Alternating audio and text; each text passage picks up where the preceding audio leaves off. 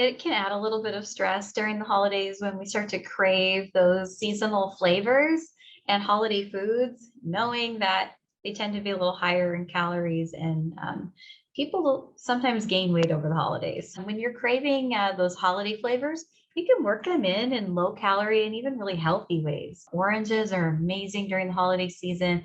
Pumpkin spice. It's calorie free and it's just all good. It's just spices. On that note, if you're preparing a traditional holiday recipe like a baked good and it has the traditional amounts of sugar in it, you can cut that back by a fourth to even half if you increase the sweet flavors that are behind it.